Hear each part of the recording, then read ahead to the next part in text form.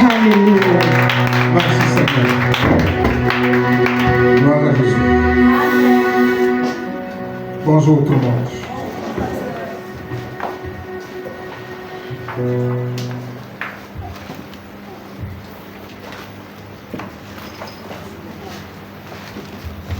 Alors, pour ceux qui étaient là hier, nous avons progressé dans le remblai. Donc, tous les détails, c'est tout à l'heure à Paul Occulte. Alléluia. Donc, la semaine prochaine, mardi, mercredi et jeudi, donc, je suis attendu quelque part pour animer un séminaire sur les réclamations. Sur les réclamations. Mardi, mercredi et jeudi. Ce matin, je voudrais intervenir sur que les sources de la Bible se referment. Dis avec moi, les sources de la Bible se referment. Les sources de la Bible se referment. Que les sources de la Bible se referment. Lorsqu'on parle de refermer, on parle déjà de fermer deux fois, à nouveau. Voilà, quelque chose qui a été ouvert, on doit refermer. On l'a déjà ouvert une fois, deux fois, il faut qu'on puisse refermer cela. Et dans l'histoire du déluge, l'histoire de Noé que tout le monde connaît, alors les eaux qui ont submergé la terre ont eu deux sources. La première source était les sources de la Bible et la seconde était les écluses des cieux. Donc ce sont ces deux sources-là qui ont produit les eaux qui ont submergé la surface de la terre. Les écluses des cieux et les sources de la Bible. On peut voir ça dans Genèse chapitre 7. Genèse chapitre 7, le verset 11. Genèse 7, 11.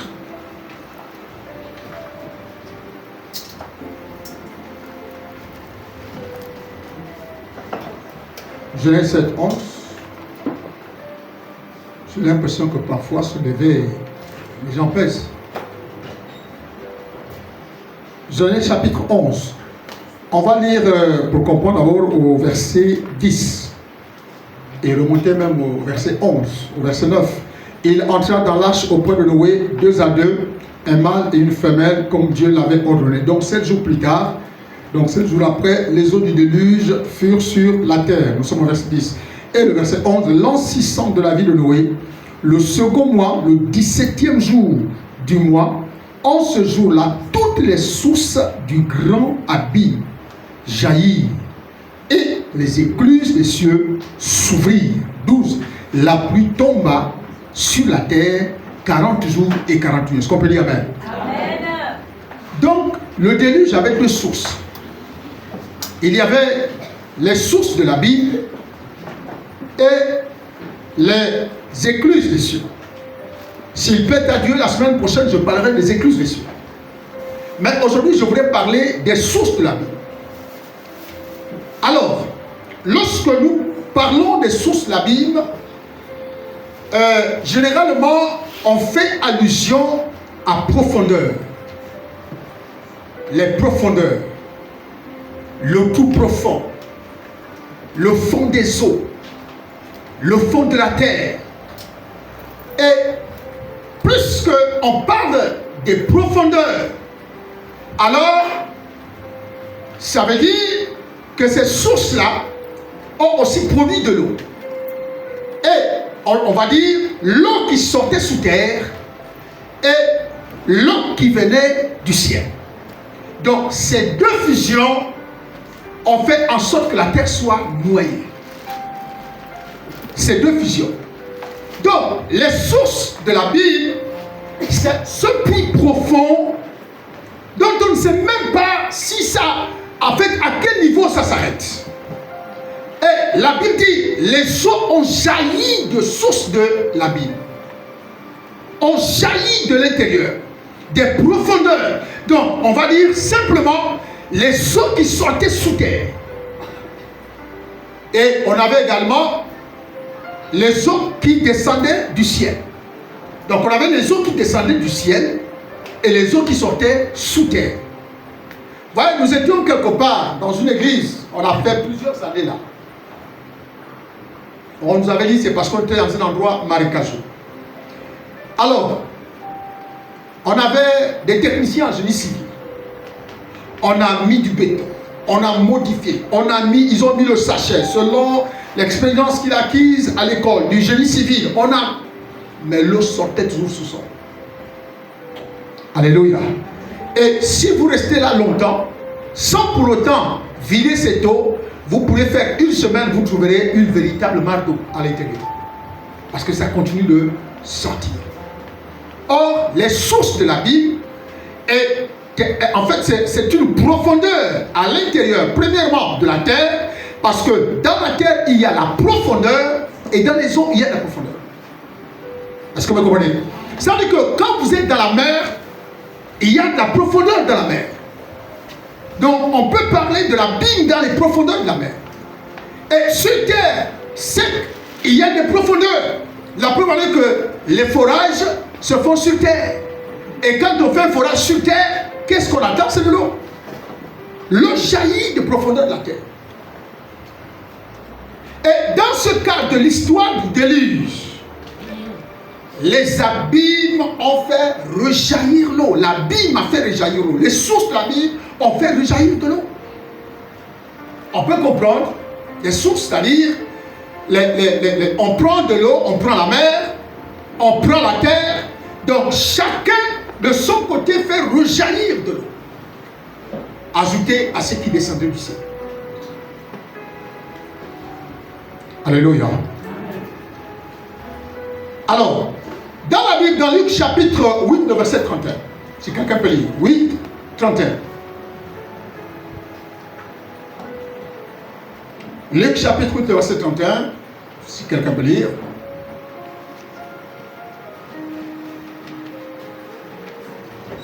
Luc 8, 31. Luc 8, verset 31.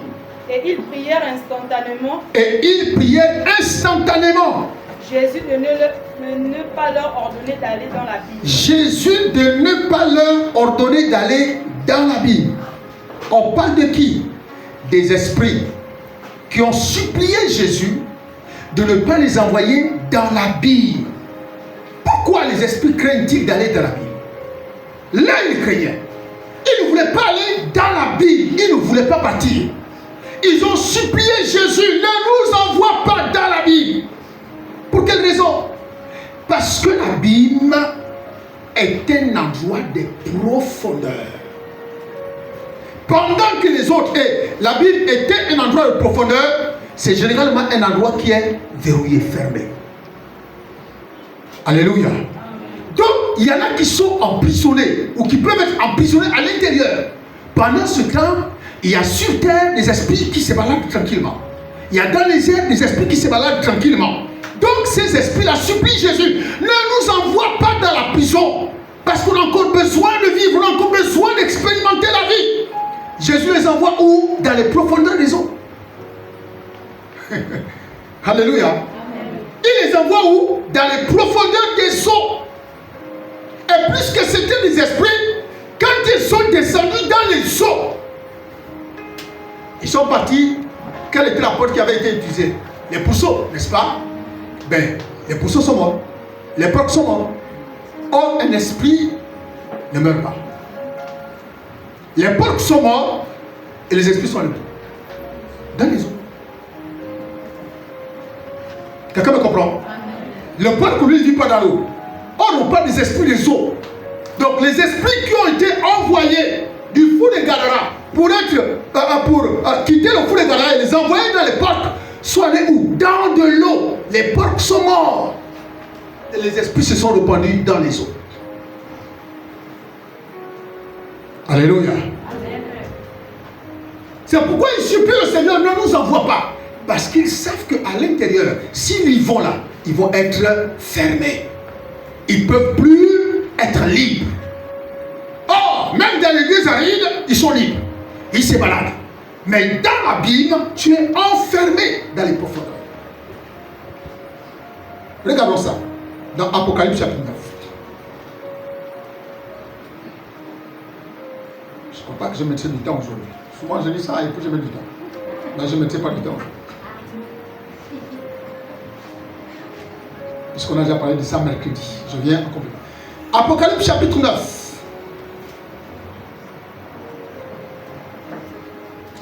Apocalypse chapitre 9, on va lire les versets 1 à 3 et le verset 11.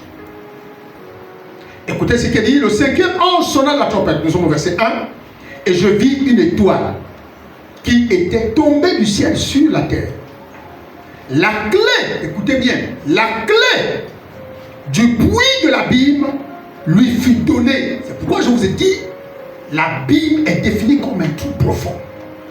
Est défini comme le fond de la terre, comme un puits, comme une fosse. Donc, la Bible dit, la clé du puits de l'abîme lui fut donnée. Et elle ouvrit le puits de l'abîme, et il monta du puits une fumée comme la fumée d'une grande fournaise. Et le soleil et l'air furent obscurcis par la fumée du puits. Le verset 11. Elles avaient sur elles comme roi l'ange de l'abîme, nommé en hébreu Abaddon et en grec Apollyon.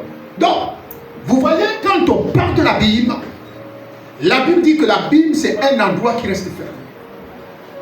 Fermé. Parce qu'à l'intérieur, certains démons, ils demeurent déjà fermés ou qui seront fermés demain. C'est pourquoi vous voyez, les esprits ont supplié Jésus de ne pas aller là-bas. Parce que là-bas, ils ne sont pas libres. Or, sur terre, même si on lui chasse de la vie de quelqu'un d'autre, il peut trouver quelqu'un d'autre qui peut aller rentrer tranquillement. Ils sont libres. Même dans l'église, la Bible dit, ils vont dans l'église, ils vont errer. C'est-à-dire qu'ils sont malades, ils sont libres. Mais dans la Bible, tu n'es pas libre, tu es en prison. Tu es en prison. Alléluia. Et celui qui détient les clés, c'est le Seigneur. C'est pourquoi vous voyez, dans le cas du déluge, je viens. Donc, celui qui détient les clés, c'est le Seigneur. La Bible dit, et je vis une étoile qui était du ciel. La clé du puits de l'abîme lui fut donnée. Alléluia. Amen. Et elle ouvrit le puits de l'abîme. Ça veut dire qu'à l'intérieur du puits de l'abîme, il y a un ange, un monstre, un dragon qui sort du puits. Nous avons le chapitre 11, le verset 7.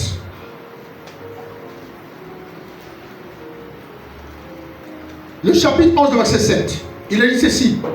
Quand ils auront achevé leur témoignage, la bête qui monte de l'abîme leur fera la guerre, les vaincra et les tuera. Vous voyez, la Bible, c'est... En fait, je vous prends ces passages pour vous expliquer un peu le contexte de la Bible. C'est quoi la Bible? Pour qu'on ne soit pas...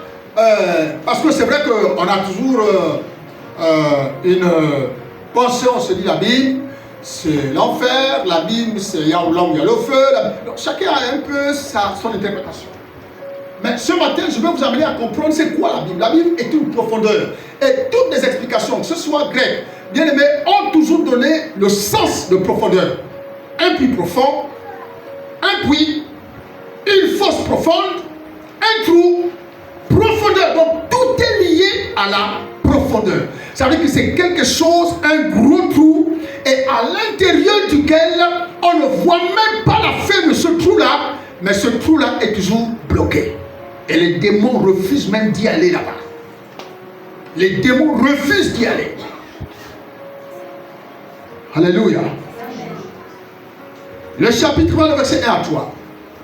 Puis je vis descendre du ciel un ange qui avait la clé de l'abîme et une grande chaîne dans la main.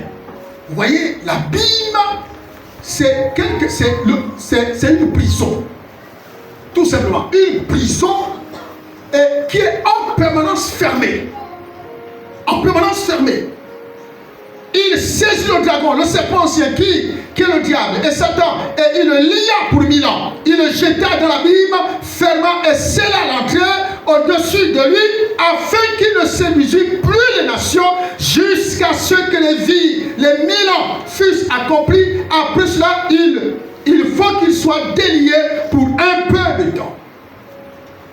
Alors, je ne voudrais pas parler dans tout ce qui va arriver dans le futur.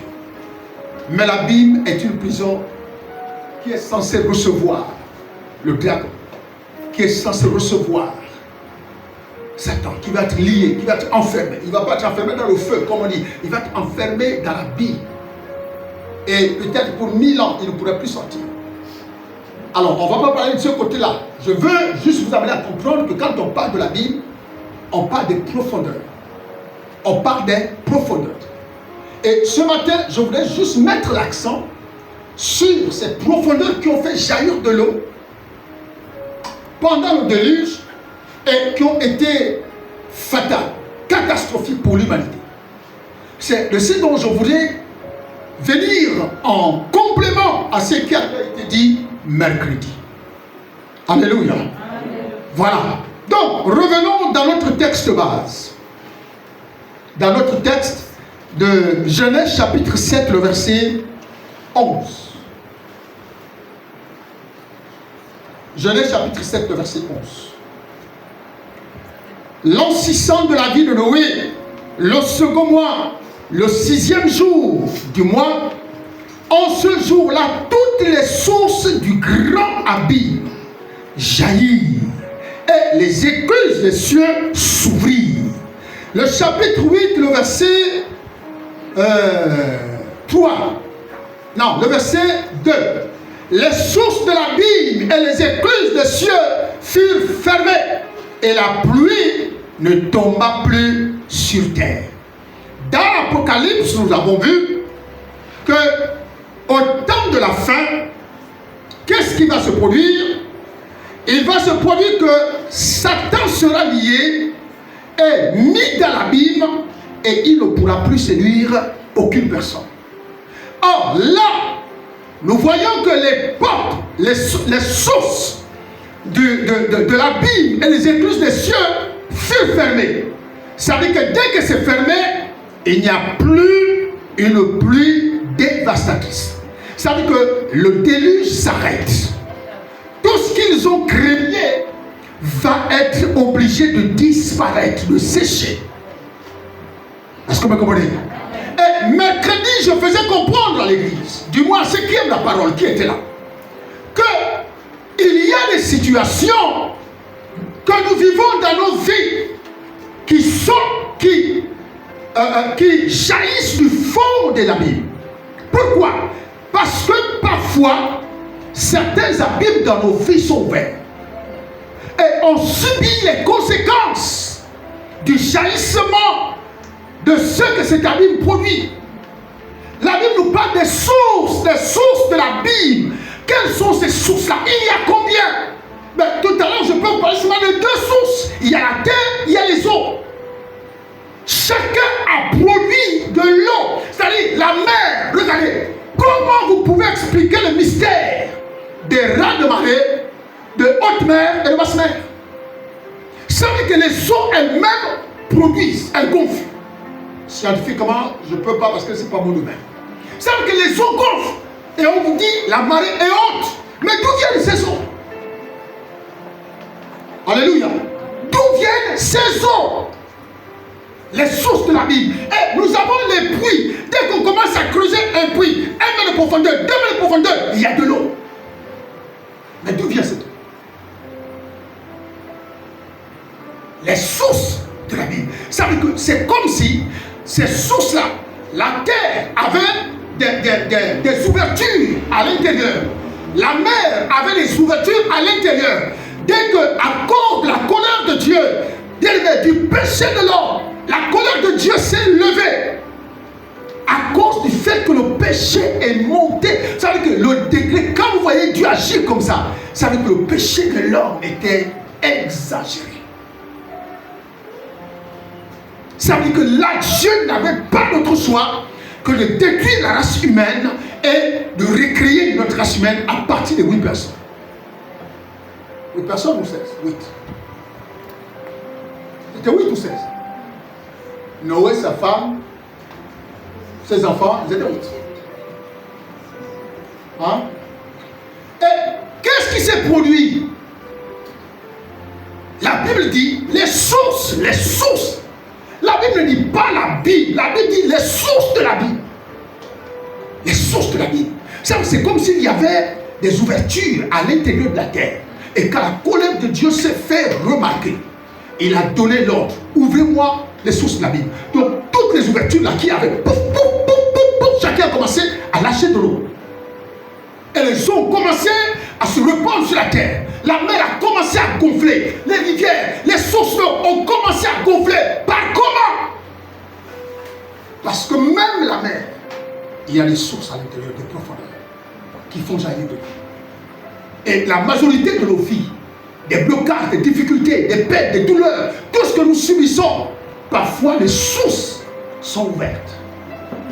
Et il faut les refermer. Vous allez voir une situation qui peut vous arriver, qui n'a rien à voir avec votre grand-père, qui n'a rien à voir avec votre mère, qui n'a rien à voir avec la sorcellerie. Mais juste parce qu'il y a quelque chose qui ne va pas. Mais tel qu'on ne l'a pas identifié, elle va toujours rester là. Elle va rester là. Elle va continuer à faire des dégâts. Et la Bible dit, Jésus a pris Satan, il lui a fait rentrer, le fera rentrer dans cet abîme et va fermer, et il ne pourra plus séduire. Quand les portes de l'abîme sont fermées, quand les sources de l'abîme sont fermées, bien aimé, toutes les situations que vous subissez, qui ont jailli et qui submergent votre vie, vont s'arrêter. Alléluia. Ça va s'arrêter. Pourquoi? Parce que ça a été fermé. Qui a laissé ça ouvert? Peut-être par ailleurs. Qui a laissé ça? C'est ouvert, c'est ouvert. Non, il faut fermer. C'est comme dans la maison. Ici, on a fait quoi? Quand il y avait de l'eau qui sortait par là-bas, il fallait quoi? Il fallait boucher. Hein, par l'arrière. Il fallait quoi? Trouver un moyen pour boucher. Quelque chose qui introduit le mal dans ta vie, qui introduit la douleur, qui introduit la tristesse, qui introduit l'angoisse, qui introduit les blocages, le chômage, le célibat. Et quand ça se répète, il faut quoi? Fermer. Fermer. Mais beaucoup pensent toujours trop à la sorcellerie. Trop à la sorcellerie, trop à la malédiction. La fin de la Bible n'a rien à voir avec la malédiction. C'est quelque chose qui est là que toi-même tu ne sais même pas qu'elle est là. Mais toi tu vas penser que tu es maudit, tu n'es plus maudit. Alléluia. Amen. La Bible dit les sources de l'abîme et les écluses des cieux ont donné de l'eau. Pendant 40 jours, il a pris sur terre. 40 jours. D'où venait cette eau? D'où venait cette eau? C'est comme tu peux être situé sur une montagne. Nous avons, par exemple, chez nous là-bas, il y a des roches qui produisent de l'eau. Mais mon Dieu, d'où vient cette eau? Il y a des profondeurs dans la terre. C'est pourquoi, vous voyez, un jour Jésus, il a dit, lorsqu'on utilise souvent l'expression, il est descendu dans les régions inférieures de la terre. Il y a des profondeurs de la terre. Et l'abîme est un puits fermé. Fermé. Même les démons ne veulent pas y aller. Même les démons, ils ne veulent pas y aller. Parce qu'ils sentent qu'ils sont libres. Libres comme à Libreville. Tout le monde est content d'être à Libreville. On ne veut plus repartir là-bas. Non, même si on nous chasse là, même si on nous enlève à Libreville, envoyez-nous même à Fougamou, on va partir. Mais on ne veut pas quitter le Gabon. Ah bon, je passe mal comme ça. Hein? Amen. Voilà. Les profondeurs de la terre. Les démons suppliaient pardon. Pardon. Ne nous envoie pas dans la Bible. Jésus a donné un signe pour qu'il les envoie dans les pousseaux. Ils sont rentrés dans les pousseaux. Et les pousseaux, la première vision qu'ils ont allé, les démons les ont conduits où? Dans l'eau. Alléluia. C'est pourquoi rendre grâce à Dieu en toutes choses, frère. Parce que même les porcs qu'on mange là ont des démons. Jésus a envoyé les démons dans les porcs. Donc quand vous mangez les porcs là, rendez grâce à Dieu. Quelqu'un me comprend? Vous n'avez pas vu qu'à un moment donné, ils disent grippe porcine, grippe porcine. C'est-à-dire la grippe qui est issue d'un porc. C'est quelle grippe là qui affecte le monde? C'est les démons là que Jésus avait envoyés. Alléluia. Voilà. Donc quand ils ont été envoyés, ils sont allés dans de l'eau. Et on ne peut plus les appeler les esprits de folie. Parce qu'ils ont tenu Gadara vraiment captif dans la folie. On parle d'eux maintenant comme les esprits des eaux. Les esprits des profondeurs des eaux. Parce que ils sont dans de l'eau. Ils sont allés rencontrer des poissons qui ont des visages bizarres. Oui, oui. Ils sont allés rencontrer des sirènes. Ils sont allés rencontrer des milliers qui mangent des gens. Donc, tout ça, c'est les esprits là qu'on a renvoyés. Rappelez-vous. La Bible dit, quand ce démon a parlé, a répondu à Jésus, il a dit qu'ils étaient combien? Il a dit que c'était qui? Quand il a dit quel est ton nom, il a dit comment? Il a dit légion est mon nom. Et une légion, c'est environ je ne sais pas combien d'hommes. Voilà. Il dit nous sommes à plusieurs. À plusieurs. Je sens qu'il y a. C'est pourquoi les peuples sont devenus fous. Parce qu'un seul peuple pouvait recevoir à lui seul, peut-être même 1000 esprits. Il est devenu fou. Un peuple pouvait à lui seul recevoir 500. Là, il était malade. La seule chose qui lui est restée, c'est mieux qu'on aille mourir dans l'eau. Mais quand il meurt, les autres ne le pas. Parce que l'esprit, ça ne meurt pas. Les esprits vont être liés à la fin des temps. Les esprits, ça ne meurt pas. C'est pourquoi même quand nous sommes dans les temps d'Ivan, on ne dit pas, je coupe la tête à tous les esprits. Vous ne pouvez pas couper la tête à un esprit. Il faut changer la manière de prier. Alléluia. Voilà, vous pouvez les lier, mais vous ne pouvez pas les tuer. Amen. Vous pouvez les chasser, mais vous ne pouvez pas les tuer. Amen. Un esprit ne meurt pas, c'est le vent. Il est comme un vent, il n'a pas de corps, il n'est pas humain. Donc vous ne pouvez pas attraper un humain, vous ne pouvez pas le tuer. Vous pouvez les chasser, vous pouvez les lier, vous pouvez les parler, les ordonner, mais vous ne pouvez pas les tuer. Je tue tout esprit, c'est mal prié, frère. Je tue tous les esprits, c'est faux, ils ne mourront jamais. Tu le reverras revenir, tu le verras revenir. Alléluia. Amen. Tu le verras revenir. Donc, bien aimé, les eaux qui ont jailli des sources de l'enfer, c'est tout ça qui a détruit l'humanité. Il y a des eaux qui venaient du haut, et il y a des eaux qui sortaient du sol. Les eaux qui venaient du haut étaient visibles. On voyait. Mais les eaux qui jaillissaient de la Bible, on ne voyait pas. Vous savez qu'il y a des situations que vous voyez. Des problèmes. Quand vous ne connaissez pas la logique d'une situation, c'est pas la peine de commencer à avoir une attitude bizarre. Cherchez à comprendre la logique. Les eaux de la pluie, tout le monde voyait qu'il pleuvait. Tout le monde va dire il a plu. Mais ils vont oublier une autre source. Qu'il y a de l'eau qui sortait sous sol. Vous voyez? Parce que ça, on ne voyait pas. On ne voyait pas l'eau qui sortait sous sol. On voit seulement ceux qui tombaient du ciel. Les écluses des cieux. Deux sources d'eau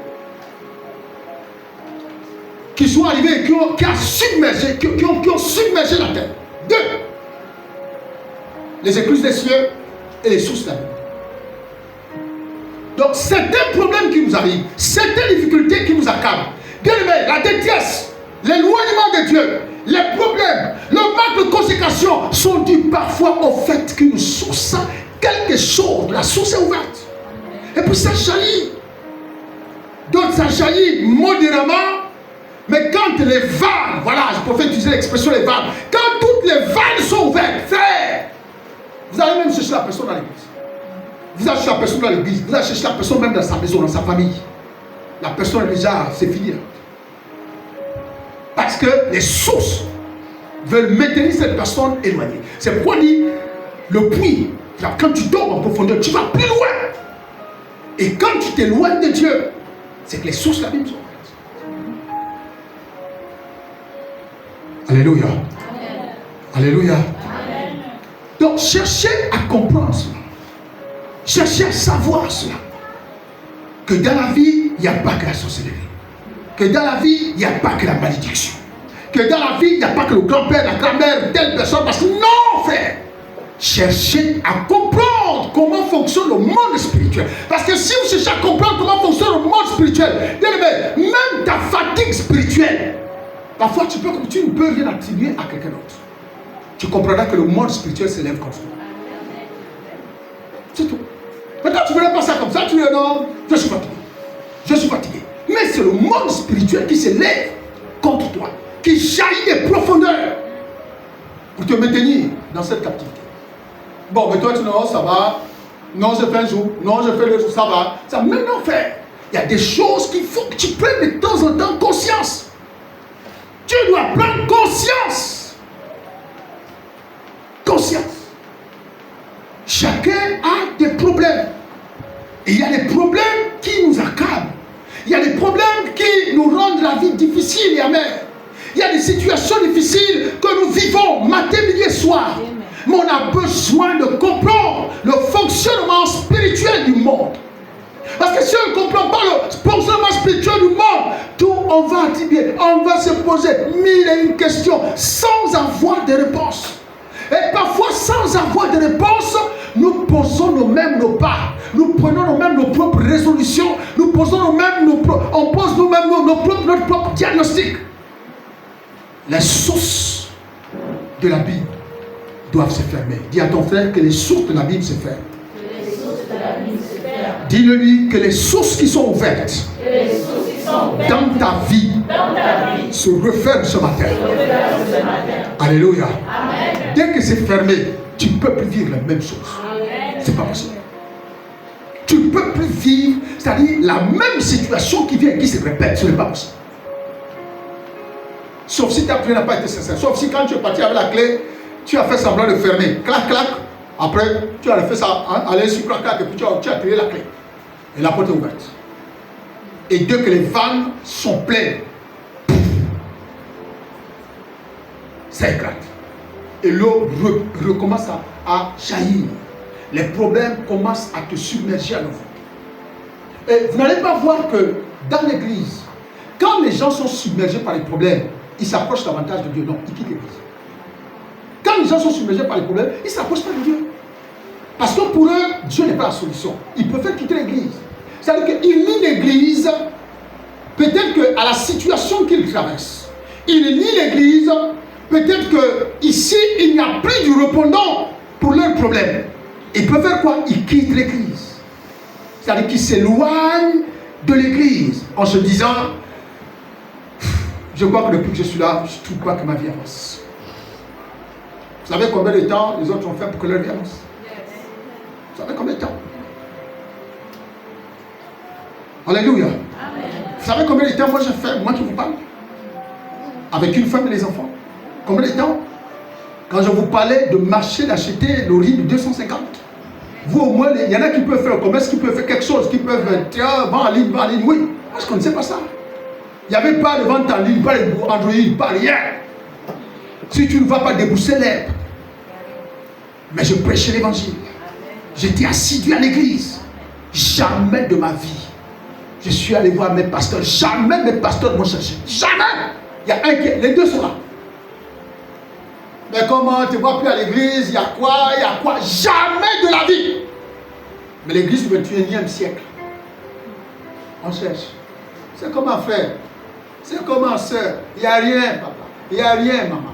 Mais il n'y a rien, tu es où? Mais s'il n'y a rien, tu es où? Alléluia. Amen. Les gens ont souffert. À un moment donné, la vie de beaucoup d'entre nous a été difficile. Difficile. Difficile.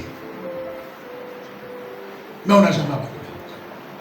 C'est facile de prendre les versets et de les balancer dans les statues.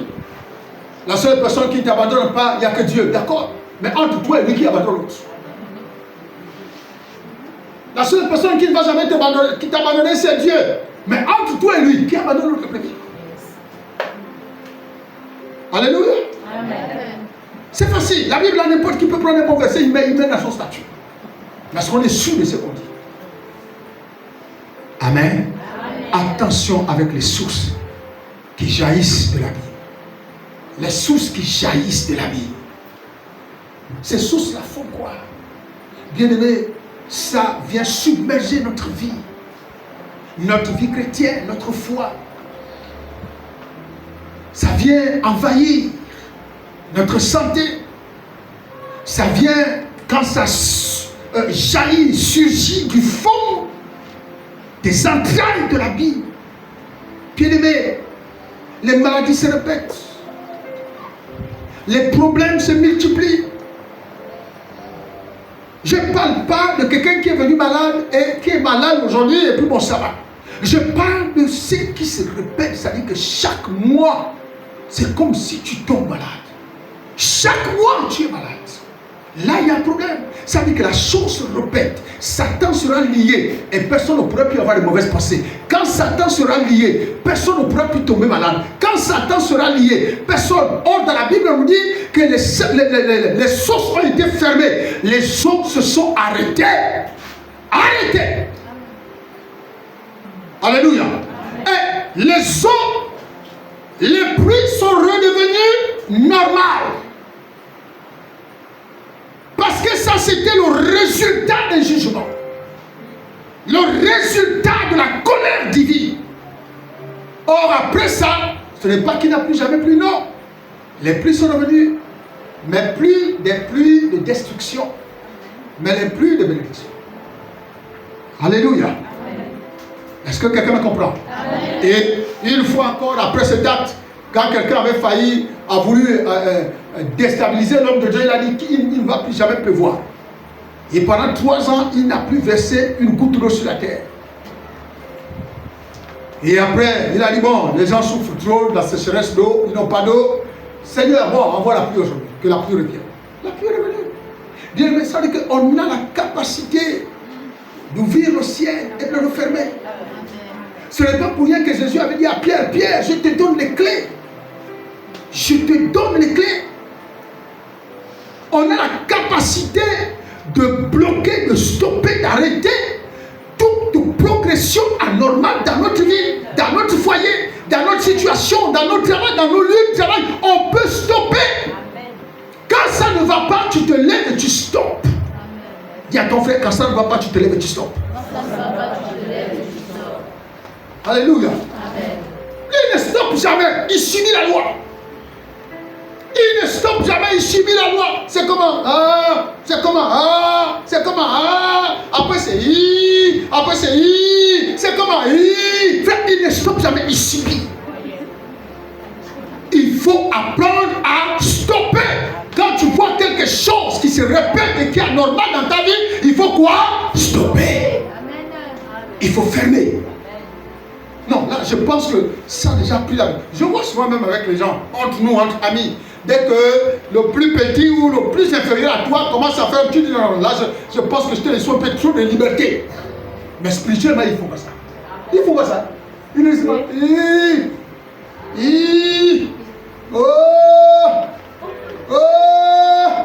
ah, ouais, non, c'est comme ça.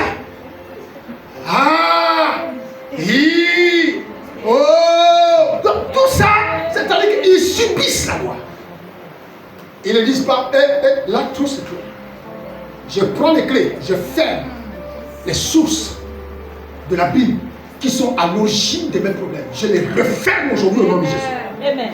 Quelqu'un me comprend? Amen. Je les referme. Amen. Toi, tu ne refermes pas. Tu préfères subir. Tu préfères subir. Il faut fermer. Quand tu observes, tu remarques, tu fermes. Non, là, c'est trop, c'est trop. Quand Dieu a vu que non, là, la pluie, ça faisait déjà trop de dégâts, il a fait quoi? Il a fermé. Il a fermé. Amen. Amen. Donc, que les sources de la Bible se referment. Que tout ce qui a été ouvert se referme. Même par erreur. Si c'est resté ouvert par erreur, que cette source-là se referme au nom de Jésus. Amen. Alléluia. Amen. Et il faut que toi-même, tu t'auto-évalues. Parce que pour t'auto-évaluer, il faut que tu saches que, à partir de maintenant, ce qui t'accablait, ce qui te submergeait, frère, quand je parle de submerger, je parle de difficultés énormes. Pas des petites choses où tu as eu mal à la tête le soir et la nuit tu t'endors, tu es non. Je te parle de quelque chose qui persiste et qui demeure. Là, tu dois comprendre que non, là, c'est tout. Alléluia. Amen. Tu dois prendre quoi? Tu dois prendre autorité pour fermer toutes les portes, toutes les sources, toutes les ouvertures, qu'elles soient spirituelles ou physiques. Tu dois les fermer pour que tu ne subisses plus cela. Quelqu'un me comprend? Amen. Amen. Alléluia. Amen. Est-ce que tu es prêt à fermer? Amen. Amen. C'est pas quand il prie, nous allons fermer. Assois-toi, reste assise. Tu n'es pas prête. Amen. C'est tout. On n'a pas dit murmurer. On a dit prier, parler à haute voix. On n'a pas dit murmurer. Si je lance fort, tout le monde murmure.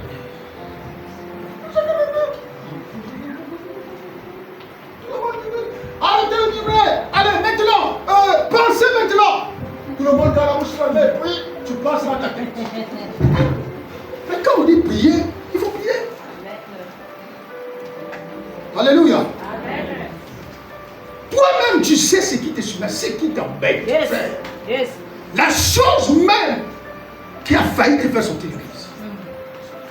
Parce que tu as eu l'impression que depuis là, ça n'avance pas. Ta vie n'avance pas. Tu pries. Tu pries. Tu fermes la porte. Tu fermes les sources à l'origine de tes mal, de tes peines, de tes difficultés, de tes problèmes. Tu dois fermer ces sources-là. Je ne dis pas que tu ne vas plus vivre sans problème. Non! Mais les problèmes seront apaisés, atténués.